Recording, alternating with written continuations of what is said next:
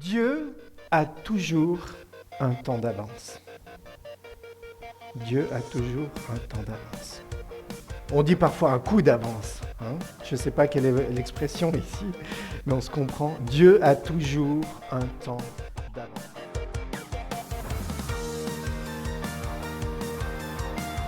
Je suis marié, j'ai 4 enfants. Actuellement, mon épouse Daina est en Bolivie dans sa famille. Elle vient de Bolivie. Et puis, nous avons avec nous Elina, ma fille aînée, Valentina, tu peux faire coucou, et Angela. Et vient ensuite un petit garçon qui aura bientôt 2 ans, Noah. Voilà.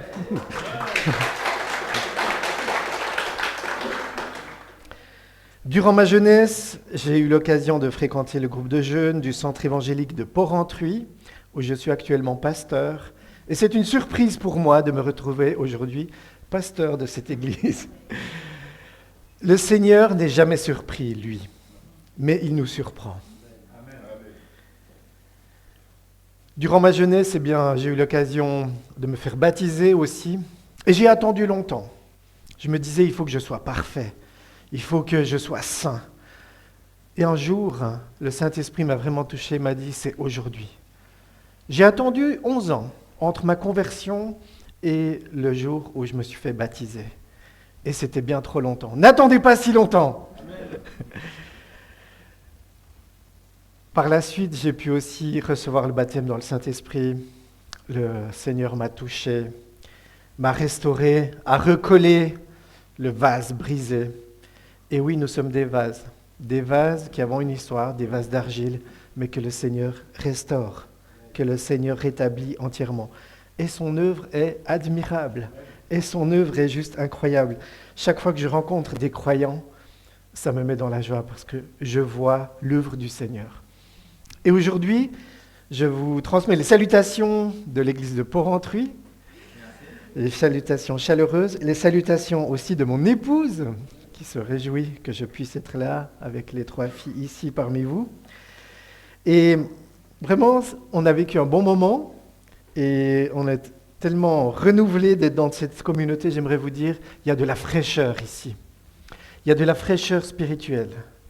Il y a de l'amour et il y a de la perspective pour l'avenir.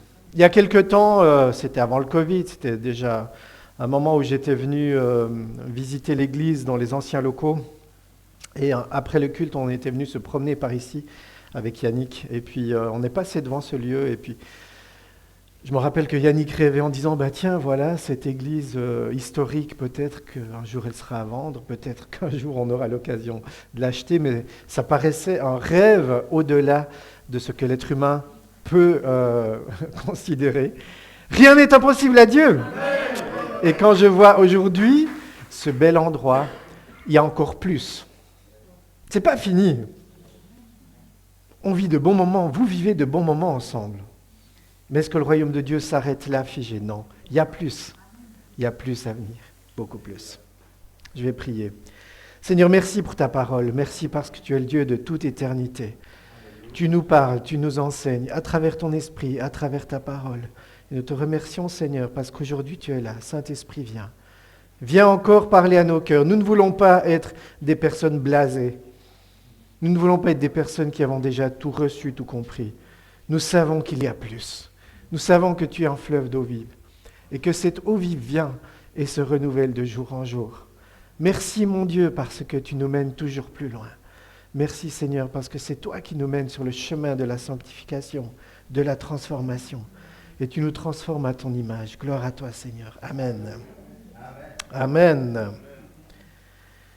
Je vais lire dans le prophète Ésaïe, au chapitre 46, versets 9 à 10. Ésaïe 46, 9 à 10. Souvenez-vous de ce qui s'est passé dans les temps anciens, car je suis Dieu et il n'y en a point d'autre. Je suis Dieu et nul n'est semblable à moi. J'annonce dès le commencement ce qui doit arriver, et longtemps d'avance ce qui n'est pas encore établi. Je dis, mes arrêts subsisteront, et j'exécuterai toujours ma volonté. Amen. dans les Proverbes aussi, Proverbes 19, 21. Il y a dans le cœur de l'homme beaucoup de projets, mais c'est le dessein de l'Éternel qui s'accomplit. Et pour terminer, Jérémie 32, 27. Voici, je suis l'Éternel, le Dieu de toute chair. Y a-t-il rien qui soit étonnant de ma part? Y a-t-il rien qui soit étonnant? Vous avez certainement vu dans les services d'urgence, il y a un plan qui se met en action lorsque une alerte arrive, que ce soit chez les pompiers, que ce soit dans les services médicaux, que ce soit dans l'armée. Il y a des plans d'urgence qui sont activés. Et parfois, il y a des plans B, C, D. Il y a plein de plans pour que l'urgence puisse être parée. Vous avez certainement vu des films, et souvent dans les films, le premier plan ne fonctionne pas. On doit aller sauver quelqu'un, ça ne se passe pas comme prévu, et il y a un plan de secours. Lorsque Dieu a créé Adam et Ève, tout était parfait. Un jardin magnifique. Rien qui ne puisse manquer pour être comblé, pour être rassasié. Des fruits, des biens en abondance. La bonne température. Jamais trop chaud, jamais trop froid. Pas besoin de cultiver. Tout était donné, tout était offert. Et la catastrophe, le diable, déguisé en vilain serpent, vient séduire, vient semer le doute, vient quelque part mettre un bâton dans les roues de Dieu. Pensez-vous que Dieu a été pris au dépourvu? Pensez-vous que Dieu a été surpris, s'est dit, ben voilà, catastrophe. J'avais tout prévu, l'être humain si magnifique que j'ai créé pour qu'on ait une relation. Dieu parlait avec Adam tous les jours. Ils marchaient ensemble, imaginez-vous. Marcher avec Dieu, parler avec lui, se confier face à face. Et la catastrophe, le péché rentre dans le monde. Et pensez-vous que Dieu a dû actionner le plan B?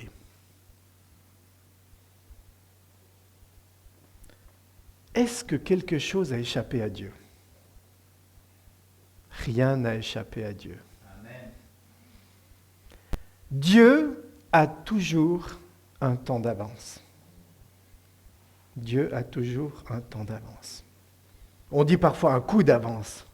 Je ne sais pas quelle est l'expression ici, mais on se comprend. Dieu a toujours un temps d'avance. Est-ce qu'il a été surpris par le diable qui est venu séduire l'humanité, le faire tomber dans le péché? Non. Et c'est ça qui révèle cette gloire extraordinaire de Dieu, un Dieu qui n'est jamais surpris. Amen. Oh, il savait que j'allais pécher. Il savait que j'allais vivre des moments loin de lui. Dieu savait exactement mes rébellions, mes rejets, mes blessures. Dieu savait tout ça. Mais il y a le plan de Dieu qui a été posé de toute éternité, le plan du salut. Et ce plan du salut donne d'autant plus gloire à Dieu, c'est qu'il nous sauve de tous les pièges, il nous sauve de notre vie passée, il nous sauve de tous les plans de l'ennemi. Alors que Jésus a été mené à la croix, alors que les Juifs criaient « Crucifie-le » et que l'Empire romain était là pour exécuter les lois, le diable commençait à se frotter les mains.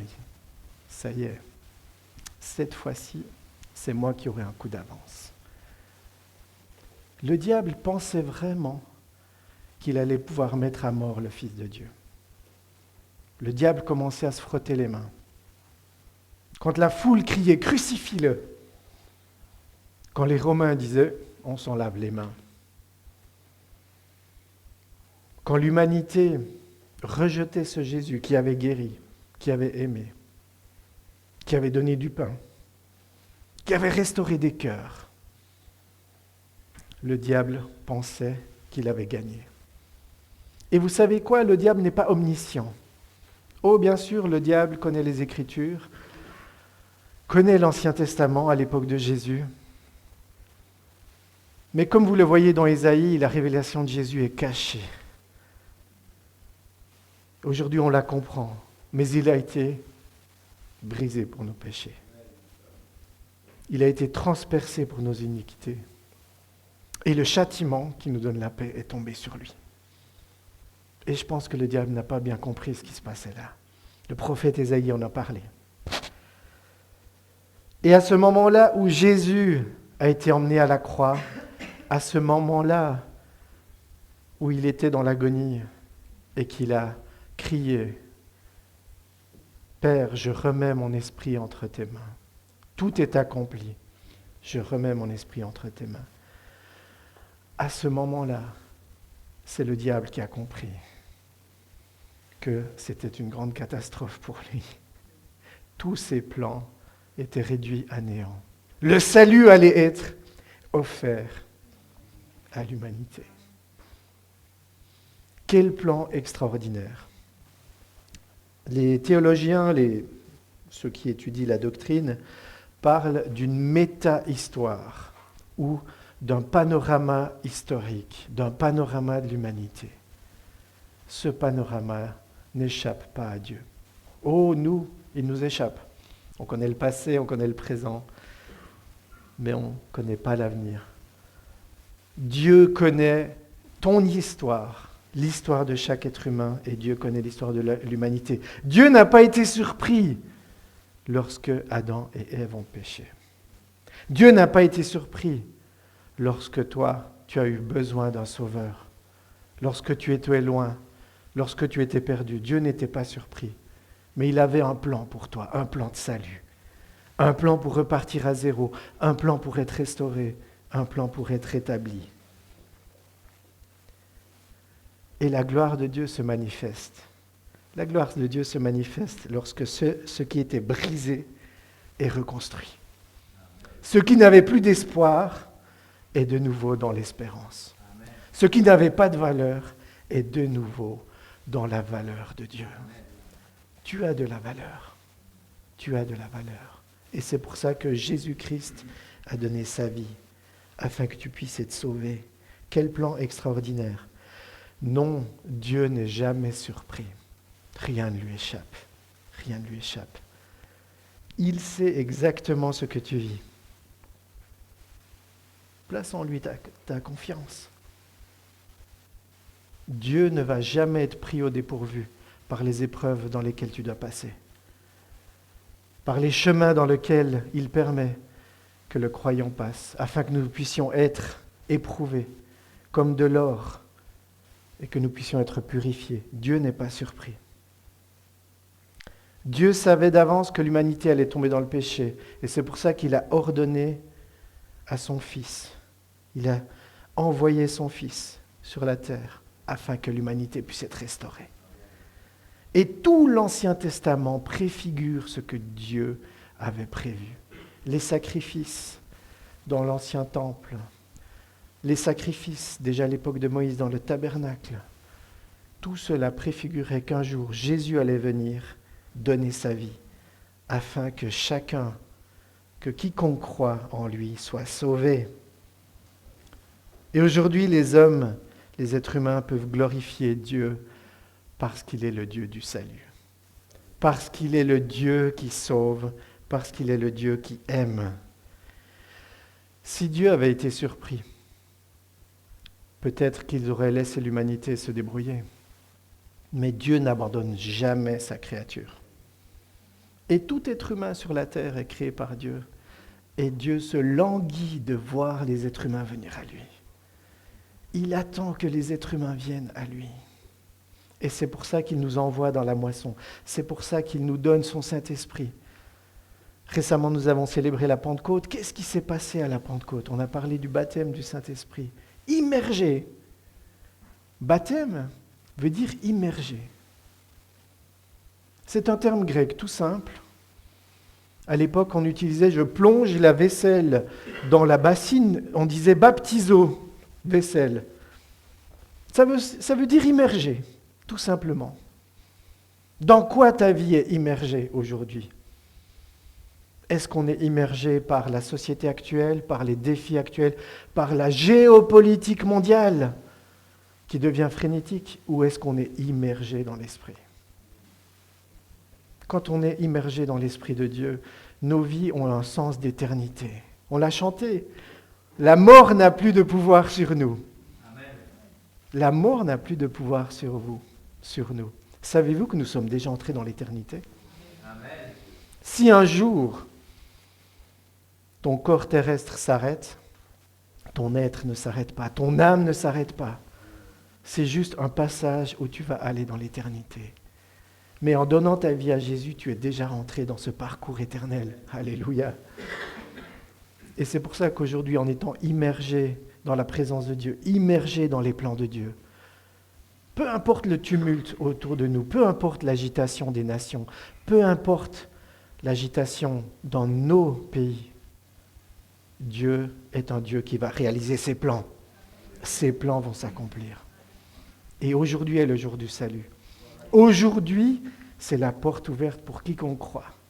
Et Dieu veut faire de toi une lumière pour apporter cet évangile, une lumière qui n'est pas créée par tes efforts, qui n'est pas créée par ta religiosité. Oh, on est tous un peu religieux. Hein. Quand on a bien prié, quand on a bien chanté, on se sent un peu mieux. Mais tu sais quoi, Dieu ne t'aime pas plus par tes efforts ou pas. Quand je parle avec mes enfants, ils réalisent que même quand il y a quelque chose qui s'est mal passé, une bêtise, je ne vais pas les déshériter pour ça. Même quand il y a un manquement, je ne vais pas leur dire « ça y est, j'enlève le nom de famille, maintenant c'est fini ». Dieu n'enlèvera jamais ton statut d'enfant de Dieu.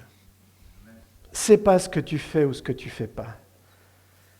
Mais si nous brillons et si nous cherchons la volonté de Dieu, c'est pas parce qu'on veut gagner un salut, c'est parce qu'on l'aime. Est-ce que tu aimes Jésus aujourd'hui ? Attends-toi à des choses extraordinaires. Oh, le ministère, l'œuvre du Seigneur n'est pas réservée à une élite. Pasteur Yannick, Pasteur Raphaël, le frère qui a conduit, ou la sœur qui a conduit la louange, non. C'est réservé à tout enfant de Dieu. Des choses extraordinaires, tu vas les vivre aussi. Et parfois, on se sent bien démuni. Moi, je ne me destinais pas du tout à être pasteur. J'ai fait une école de commerce. J'étais plutôt dans un domaine complètement différent. Et j'avais des questions. Et un jour, vraiment, ça bouillonnait en moi d'aller à l'école biblique pour en savoir plus. Je voulais des réponses à mes questions. Je voulais connaître plus ce Dieu.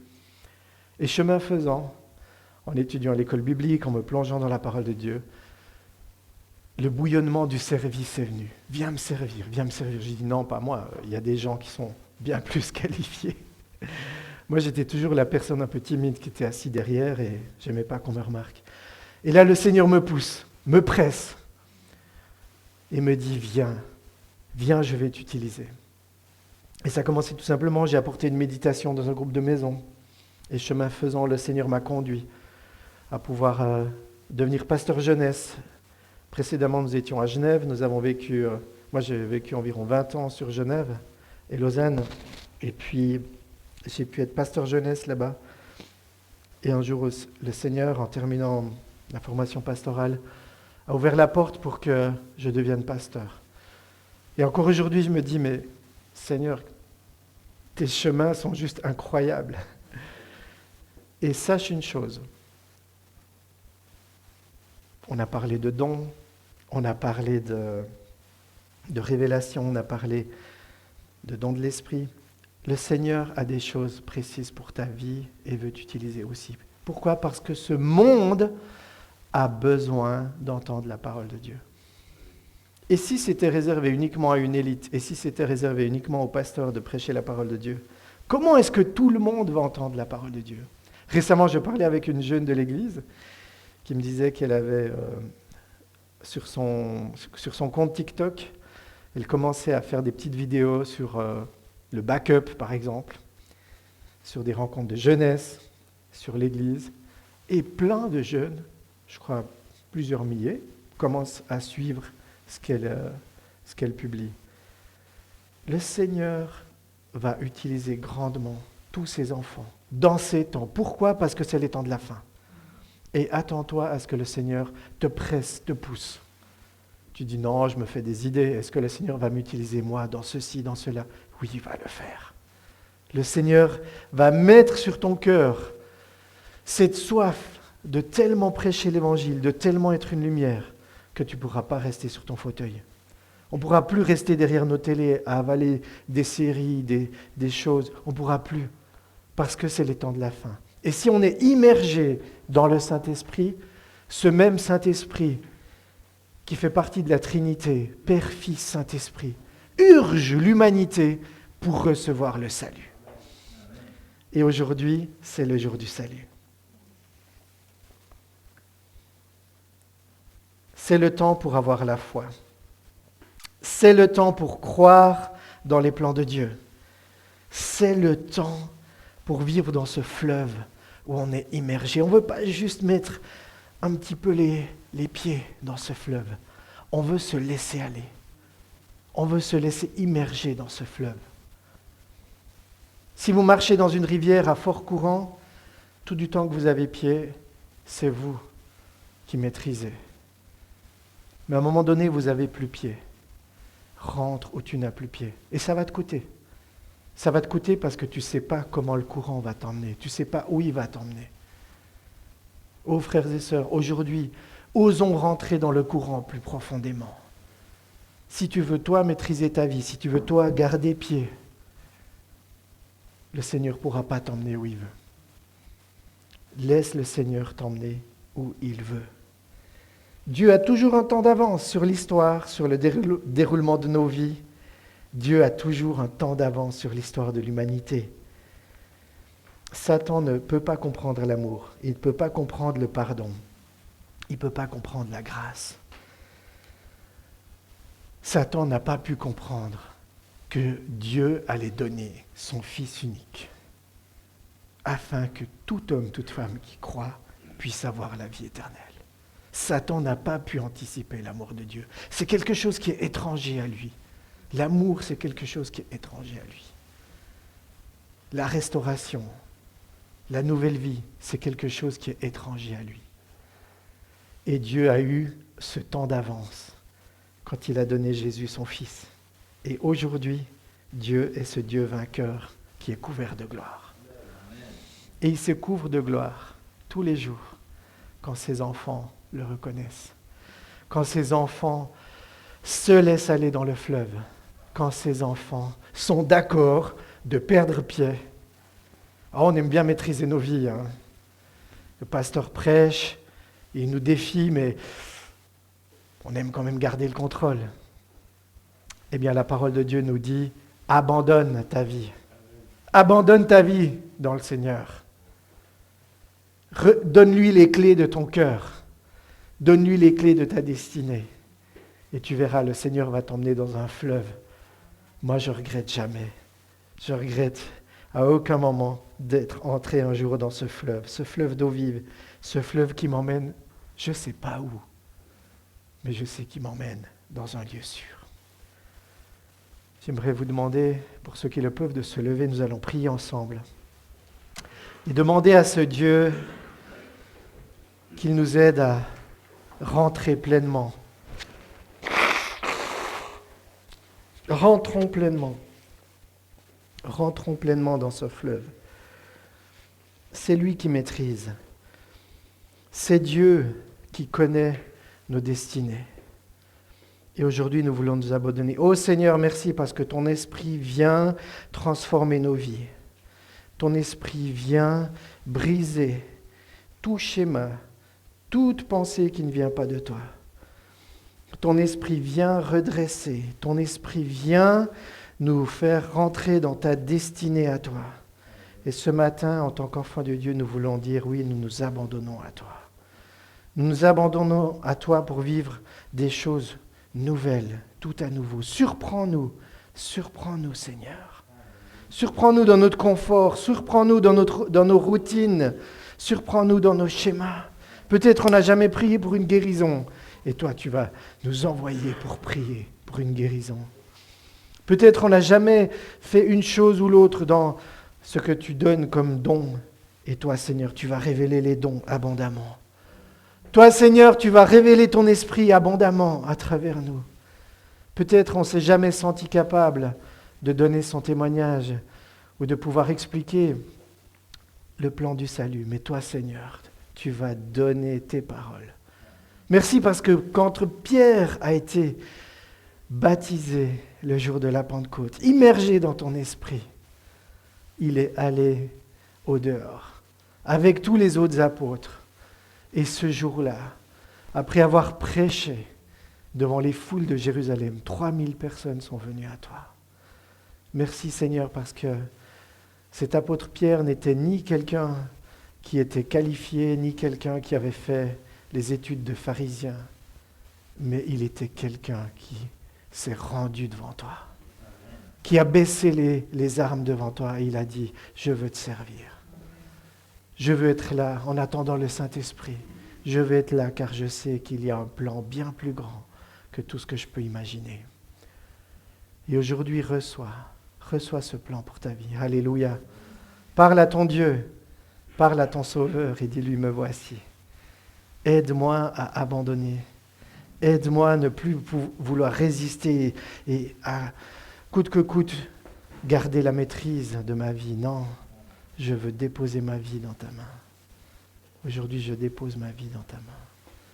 Merci Seigneur parce que tu viens mettre ton baume, ta guérison sur toutes les situations du passé, tout ce que le diable a voulu voler, tout ce que le diable a voulu détruire. Toi Seigneur, tu le rétablis et tu le rends au centuple. Alléluia. Alléluia. Celui qui te suit, il est dit que tu lui donneras au centuple tout ce qu'il a abandonné. Alléluia. Alléluia. Gloire à toi Seigneur. Gloire à toi parce que ton royaume est vivant. Alléluia. Ce n'est pas un royaume figé, c'est un royaume vivant.